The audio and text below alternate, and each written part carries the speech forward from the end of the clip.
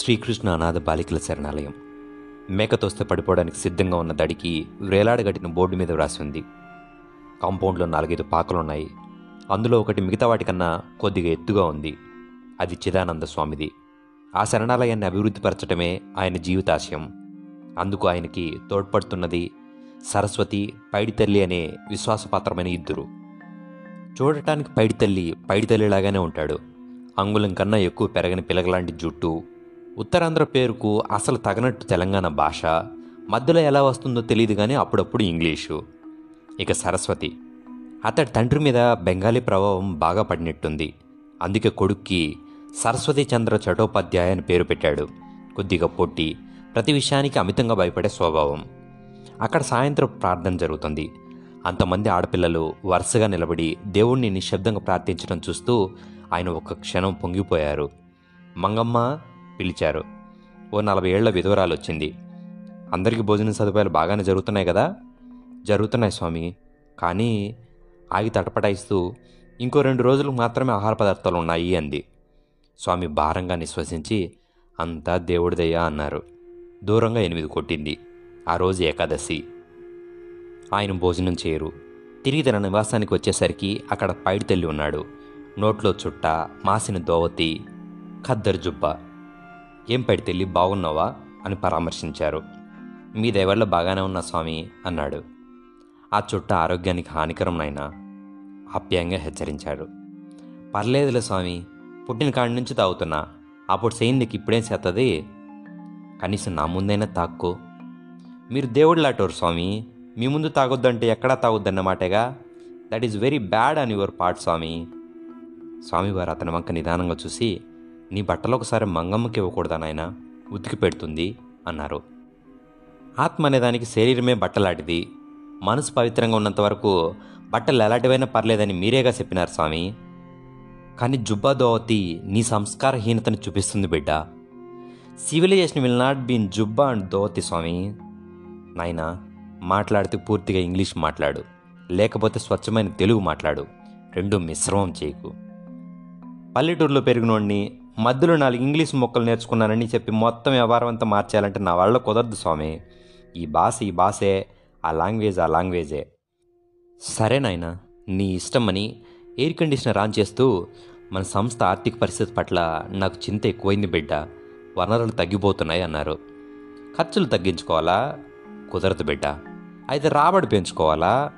పోలీసుల దృష్టి ఇట్టే ఉన్నదని, కొంతకాలం వానప్రస్థమైతే మంచిదని నీవే సెలవిచ్చినావుగా. రాబడికి చాలా మార్గాలు ఉన్నాయని కూడా చెప్పినట్టు గుర్తు స్వామి. ఆయన కూర్చుంటూ, ఏం తీర్థం పుచ్చుకుంటావు నాయనా అన్నారు. బ్రాందీలో ఎన్నీళ్ళు స్వామి అన్నాడు. 2 గ్లాసులు నింపి చీర్స్ అన్నాడు. అంటే స్వామి, నాకు తెలియదు నాయనా, తాగు. మహాప్రసాదం స్వామి. డబ్బు సమస్య బిడ్డ గుర్తు చేశాడు. ఆ ఇంగ్లీష్ ఆయన వెళ్ళిపోతూ వదిలేసినారుగా అన్నాడు. అది ఇంక 3 నెలల్లో మనను వదిలేసి వెళ్ళిపోద్దిగా నిట్టూర్చాడు. వెళ్ళిపోకుండా చెయ్యి. ఎలా బిడ్డ? కత్తి ద్వారా కానీ, తుపాకీ ద్వారా కానీ, పిస్తోల్ ద్వారా కానీ చేయొచ్చు స్వామి. కానీ పోలీసుల దృష్టి ఇటువైపు ఉన్నది నాయన. మొదట అనుమానితులు మనమే అవుతాం. నిజమే అన్నాడు పైడితల్లి. ఇన్నాళ్ళకి నువ్వు సరిగా ఆలోచిస్తున్నావు. నన్ను మీరు అను నాయన. మందు కొట్టినప్పుడు భరించాలి స్వామి. ఏదో ఆలోచించి చెప్పు బిడ్డ. నేనేమో కాటికి కాళ్ళు సాచుకున్నోడిని, కృష్ణారామ అంటూ కూర్చోవలసిన వయసు. నువ్వే పూనుకోకపోతే ఈ పని జరిగేటట్టు లేదు. You want me to drop the trump card? పైడితల్లికి ఏదో ఆలోచన వచ్చిందని గ్రహించి తేలిగ్గా నిశ్వసించారు. అతడు తలుచుకుంటే జరగనిది ఏది లేదని ఆయనకు తెలుసు. ట్రంప్ కార్డా అంటే? బ్రహ్మాస్త్రం స్వామి. విద్యాపతితో కలిసి కారు దిగుబోతూ ఏమైంది అడిగాడు శ్రీధర్. పాప ఇంకా స్కూల్ నుంచి రాలేదండి అన్నది శారద కంగారుగా. అతడి బ్రుకుటి ముడిపడింది. 7:30 కావస్తుంది. ఇంతవరకు ఎక్కడికి వెళ్ళింది అంటూ వెళ్ళి కారులో కూర్చొని స్టార్ట్ చేశాడు. 60 మైళ్ళ స్పీడ్లో కారు స్కూల్ వైపు వేగంగా దూసుకుపోతుంది. విద్యాపతి ఏమీ మాట్లాడలేదు, ఆలోచిస్తున్నాడు. అప్పుడే పాపకు శత్రువులు తయారయ్యారా? అతడు తన అభిప్రాయం పైకి చెప్పలేదు, కానీ ఎప్పుడు ఏదో ఆలోచన మనసును తొలిచేస్తూ ఉంటుంది. ఈ లాయర్ చదువు కీడును శంకించడానికి తప్ప దేనికి పని చేయదనుకుంటా. కారు స్కూల్ ముందాగింది. వాచ్మెన్ తలుపులు వేస్తున్నాడు. శ్రీధర్ వెళ్ళి అడిగాడు, వాచ్మెన్ బట్టతలు గోక్కుంటూ ఏ తులసి అన్నాడు.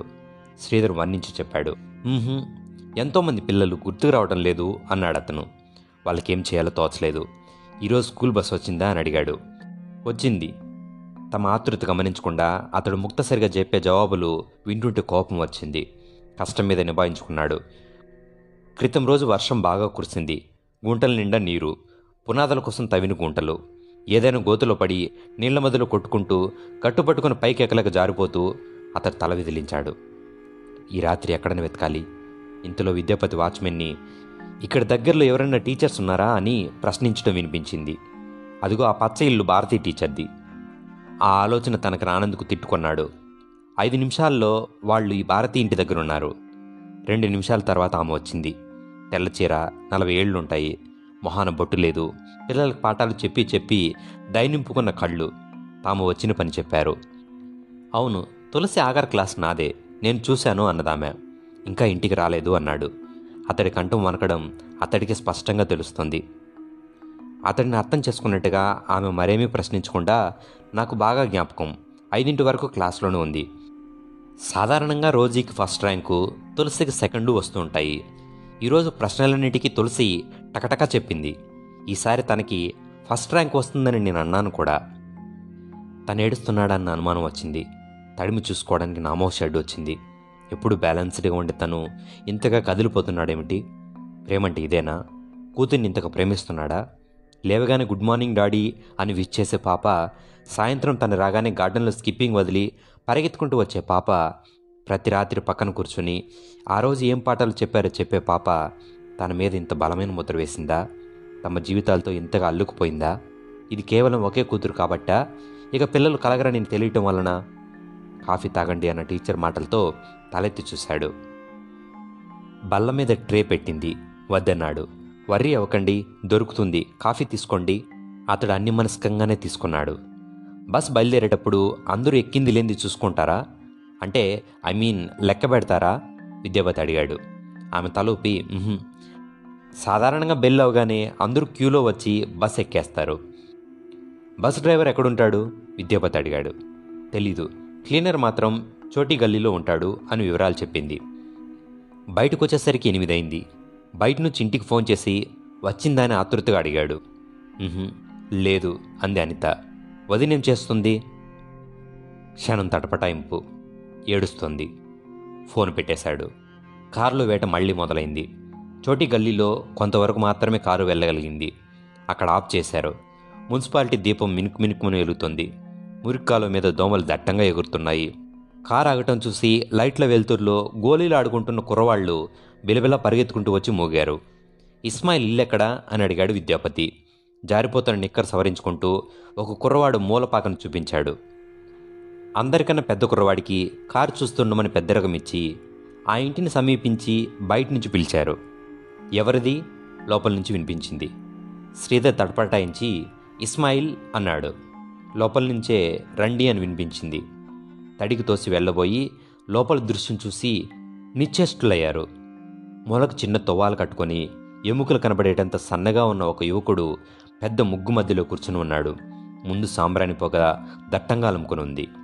పాకచోరికి తాళ్లు వేళ్లాడుతున్నాయి. ఆ తాళ్లకు ముడులు వేసున్నాయి. బస్సు వెనక సీట్లో కూర్చుని రైట్ రైట్ అని అరిచే ఆ యువకుడు ఇప్పుడు ఆ పొగ మధ్యలో ముగ్గు మీద భయానకంగా ఉన్నాడు.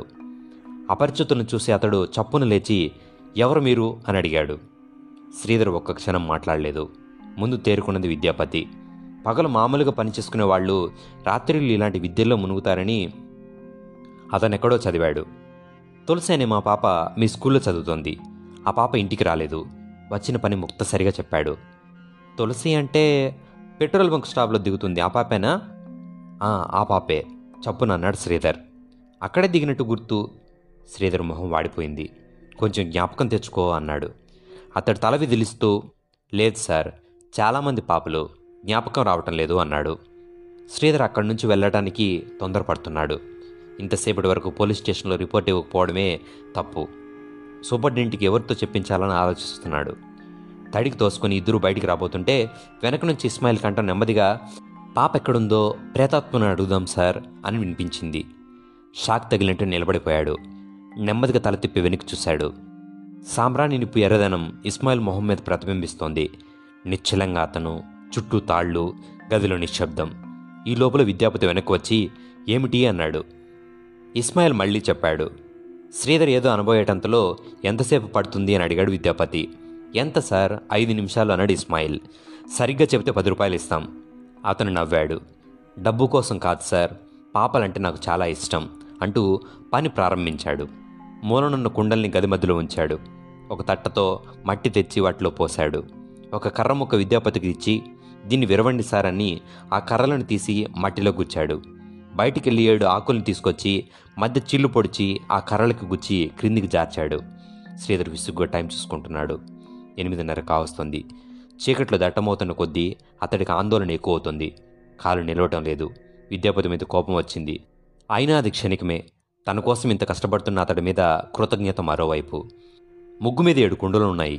వాటి మీద మూత కప్పినట్టు ఆకులు, మధ్యలో పుల్లలు. తన కూతురు కనబడటం లేదన్న ఆతృతే లేకపోతే ఈ గారణినంతా నవ్వుతూ చూసేవాడే. అక్కడ శారద పరిస్థితి ఎలా ఉందని ఒకవైపు, కూతురి గురించి ఆతృత మరొక వైపు తొందర పెడుతున్నాయి. ఇస్మాయిల్ గాలిలోకి చేతులు సాచి తల ఎత్తి ఏదో అస్పష్టంగా అనసాగాడు. శ్రీధర్కి అతడేమి పలుకుతున్నాడో అర్థం కాలేదు, కానీ కారణం తెలియకుండానే ఒళ్ళు జలధరించింది. ఆ తర్వాత అతని పెదవులు కదలటం మానేశాయి. శిలాప్రతిమలా నిలబడిపోయాడు. విద్యాపతి కుతూహలంగా చూస్తున్నాడు. 5 నిమిషాలు గడిచినాయి.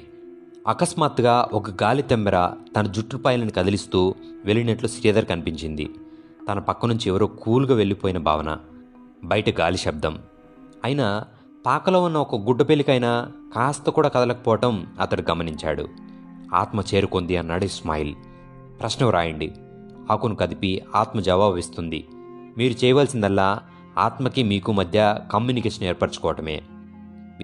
విద్యాపతి ఒక కాగితం తీసుకొని పెన్తో ABCD వ్రాయటం ప్రారంభించాడు. శ్రీధర్ ఇస్మాయిల్ను చూస్తున్నాడు.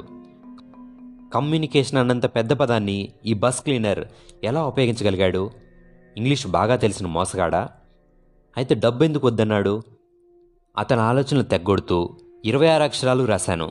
ఒక్కో అక్షరం మీద పెన్ కదుపుతాను, సరేనా అన్నాడు విద్యాపతి. ఇస్మాయిల్ మాట్లాడలేదు. ఒకటే ప్రశ్న, పాప తులసి ఎక్కడుంది? అకస్మాత్తుగా గాలి స్తంభించినట్టయింది. తామందరూ అసంకల్పితంగా ఊపిరి బిగపట్టడం వల్ల అలా ఫీల్ అయినట్టు శ్రీధర్ గమనించాడు. విద్యాపతి పెన్ ABCల మీద కదులుతోంది. 5 దగ్గరకు వచ్చేసరికి పుల్లల మీద ఆకులు నెమ్మదిగా పైకి లేచి క్రిందికి జారాయి. ప్రేక్షకులిద్దరూ తమ కళని తామే నమ్మలేకపోయారు. ఇస్మాయిల్ మాత్రం అభావంగా అలానే నిలబడి ఉన్నాడు. శ్రీధర్ ముందుకెళ్ళి ఆకుల్ని పరీక్షించాడు. అవి జీవరహితంగా అచేతనంగా ఉన్నాయి. మళ్ళీ పెన్ కదిలింది. ఈసారి M. మళ్ళీ ఆకులు కదిలినాయి. మొత్తం అక్షరాలని చూస్తే తయారైన పదం IMHUUS. శ్రీధర్ మొహం చిట్లించి ఇంహాస్, ఇదేం అర్థం లేని పదం అన్నాడు. విద్యాపతి చేతిలో కాగితాన్ని పరీక్షగా చూసి ఇంకో ప్రశ్న, ఆర్ యు ఏ జర్మన్ అని అడిగాడు. ఎస్, 3 అక్షరాలు. విద్యాపతి శ్రీధర్ వైపు తిరిగి ఇమ్ హౌస్ అంటే ఇన్ ద హౌస్, ఇంట్లో ఉన్నదని అర్థం, జర్మన్ అన్నాడు. ఈసారి శ్రీధర్ అడిగాడు, ఎలా తెలిసింది నీకు? జర్మనీలో మళ్ళీ ఒక వాక్యం వచ్చింది. అంటే అర్థం ఏమిటి అన్నట్టు విద్యాపతి వైపు చూశాడు. ఐస్ వితౌట్ ఫేస్, మొహం లేకుండా చూపు అనువదించాడు. నువ్వెప్పుడు చచ్చిపోయావు అని అడిగాడు. ఆత్మ చావదు అని సమాధానం వచ్చింది. తన ప్రశ్నలోని తప్పు గ్రహించి సరిదిద్దుకుంటూ చివరిసారిగా నువ్వు జీవించిన శరీరం పేరేమిటి అడిగాడు శ్రీధర్. Werner cross. విద్యాపతి ఉలిక్కిపడ్డాడు. ద స్టూడెంట్ ఆఫ్ ఫ్రాగ్ చిత్రంతో చలనచిత్ర రంగంలో చిరస్థాయిగా నిలిచిపోయిన వెర్నర్ క్రాస్ నువ్వేనా? అవును. విద్యాపతి ఇంకేదో ప్రశ్న వేస్తుంటే శ్రీధర్ బయటికి నడిచాడు. అతడికి ఈ వింతల రహస్యం శోధించటం కన్నా తన పాప గురించి తెలుసుకోవడం ముఖ్యంగా తోచింది. కారును అక్కడే ఉంచి మెయిన్ రోడ్డు మీదకి వచ్చి హోటల్ నుంచి ఇంటికి ఫోన్ చేశాడు. శారద అందుకుంది. శారద, నేను శ్రీధర్ని, తులసి అంటుండగా అతడి మాటలను మధ్యలోనే ఆఫ్ చేస్తూ, వచ్చిందండి ఇప్పుడే, రోజీ తనతో పాటు తీసుకెళ్ళిందట, తొందరగా ఆమె చెబుతోంది. మొదటి వాక్యం మాత్రమే అతడు విన్నాడు. ఇద్దరు కారులో తిరిగి వస్తుంటే విద్యాపతి, నువ్వు వెళ్ళాక ఆ కుండల్లో కానీ మట్టిలో కానీ ఏదైనా మర్మం ఉందేమోనని చూశాను, ఏమీ లేదు అన్నాడు. శ్రీధర్ మాట్లాడలేదు. పాప ఇంటికి వచ్చేసిందని తెలిసింది కాబట్టి తాపీగా డ్రైవ్ చేస్తున్నాడు. విద్యాపతి మళ్ళీ తనే, మన మధ్య మామూలుగా తిరిగే మనుషుల్లోనే ఫకీర్లు ఉంటారన్నమాట అన్నాడు. ఉంటారు. మన అజ్ఞానం మీద ఆడుకునే ఇస్మాయిల్ లాంటి వాళ్ళు. ఇంతకీ ఎంత ఇచ్చావు? వద్దన్నాడు. బలవంతంగా 10 ఇచ్చాను. ఇదంతా మ్యాజిక్ అంటావా? అతడి కళ్ళల్లో మ్యాగ్నెటిక్ పవర్ ఉన్న విషయాన్ని మాత్రం ఒప్పుకుంటాను. కావాలంటే ఆ ఏకాగ్రతను నువ్వు ప్రాక్టీస్ చేయొచ్చు. 2 నెలల్లో బల్ల మీదున్న పెన్సిల్ని కళ్ళతో కొద్దిగా జరపగలుగుతావు. 6 నెలలు పోతే ఆకుల్ని కూడా. కానీ ఆత్మ రావటం అంత ట్రాష్. కానీ అది జర్మనీలో మాట్లాడటం? ఆ ఇస్మాయిల్కి ఇటువంటి మ్యాజిక్లు చేయడంతో పాటే మనలాంటి వాళ్ళని మభ్యపెట్టడానికి మిగతా భాషలు కూడా కొద్దిగా వచ్చి ఉంటాయి. మనం మరింత ఆసక్తి చూపించుంటే ఆ ఆకుల్ని ఆవహించడానికి చార్లెస్ డిగోల్, అబ్రహం లింకన్ కూడా వచ్చి ఉండేవారు. నువ్వు చెప్పింది నిజమే అయి ఉండొచ్చు. ఎందుకంటే నువ్వు బయటకు వచ్చేశాక ఆ ఆత్మని కాంబియా ప్రధాని ఎవరు అని అడిగాను. జనరల్ డిసోజా అని చెప్పింది. కాదా? కాదు. మావాడు బ్యాంకు పరీక్షకి వెళ్తుంటే చూశాను. కార్లు మాంటన్. శ్రీధర్ బిగ్గరగా నవ్వాడు. ఆ ఇస్మాయిల్కి ఒక జనరల్ నాలెడ్జ్ బుక్ కొనిద్దాం. ఈ కథల స్టైల్ మనం కూడా నేర్చుకుంటే ఆడపిల్లల్ని బాగా ఆకర్షించవచ్చు. ఉన్నట్టుండి తనపైట ఎందుకు జారిందో తెలియని ఆడపిల్ల. నవ్వాడు విద్యాపతి. ఇంత వయసు వచ్చినా నీకు ఆ దృష్టి పోలేదేమిటి? వయసు దృష్టి ఇన్వర్స్లీ ప్రపోర్షనేట్ అని నా అభిప్రాయం. నవ్వులు. 2 నిమిషాల్లో కారు బంగ్లా చేరుకుంది. శారద లోపల నుంచి వచ్చింది. బాగా కంగారు పడ్డావా అని అడిగాడు. తను అసలేమి కంగారు పడినట్టు. శారద నవ్వి ఊరుకుంది. కొంచెం టీ తాగి వెళ్తూ కానీ లోపలికి రా, బాగా అలసిపోయినావు. స్నేహితుడిని ఆహ్వానించాడు. ఇప్పుడు టీ ఏమిటి? వెళ్తాను. నీ కారు తీసుకెళ్తాను. రేపు పంపిస్తాను. తీసుకెళ్ళు అన్నాడు. అతడి కారు కదిలింది. అప్పుడు రాత్రి 9 అయింది. కారులో ట్రాన్సిస్టర్ ఆన్ చేస్తుంటే 9 గంటల న్యూస్లో కాంబియాలో ఆ రోజు సాయంత్రమే కూప్ జరిగిందని, జనరల్ డిసౌజా పదవిలోకి వచ్చాడని వాళ్ళకి తెలిసి ఉండేది.